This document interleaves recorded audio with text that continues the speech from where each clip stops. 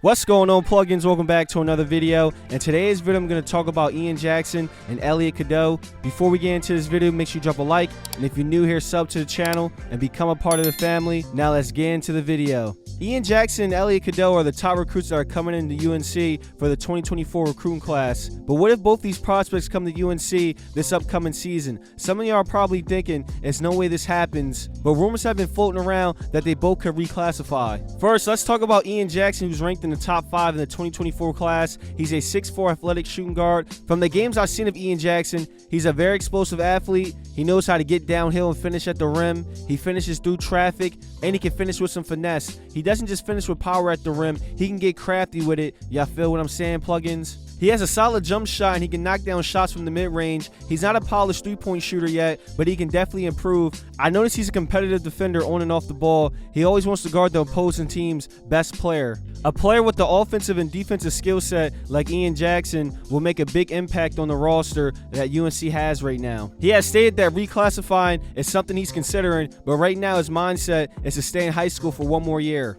I feel like he will most likely stay in the 2024 class, but he has stated to the media that he's taken a few online classes, so if he decides to reclassify, he will have enough credits to do so. So once he's done his classes, he can weigh his options on if he wants to go to college early or not, so we'll see what happens. Now let's talk about the player who's most likely to reclassify. Elliot Cadeau. He's a 6'1" point guard, and he's ranked in the top 10 in the 2024 class. He's a special point guard. He's one of my favorite point guards to watch in high school right now. He is a pass-first point guard who can score. He has a high basketball IQ, and he has a great feel for the game. It's like the game is slowed down for him. His playmaking ability is his biggest strength. He's a floor general who can put his teammates in the best position to score. In the Geico Nationals tournament, he broke the single-game assist record with 14, and right now he's the leader in assists for Nike EYBL. So this lets you know he doesn't need to score the ball to make an impact on games, but he is an elite scorer. He's an explosive athlete, and with his quick first step, he can get to the rim with ease. He moves quick with the ball in his hands. He's a dynamic ball handler who keeps defenders guessing. He can get to his spots whenever he wants, and he can knock down shots from the perimeter. His game is college ready, and that's why most people think he'll reclassify and play for UNC this upcoming season. He's expected to make his decision at the end of the summer if he's going to stay in high school or leave for college. I feel like he could make the jump to college. The high school game comes so easy to him.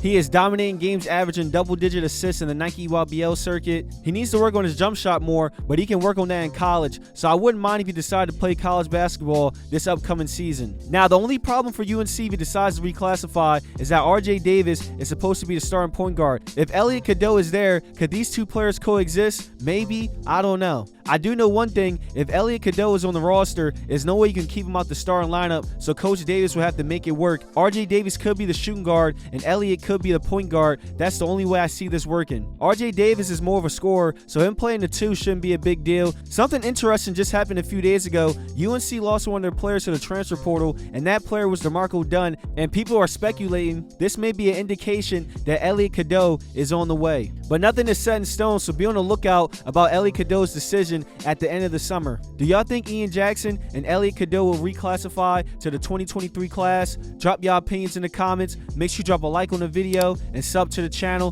Turn on post notifications so you know when I post. I appreciate y'all, and I'll see you in the next video. Till next time.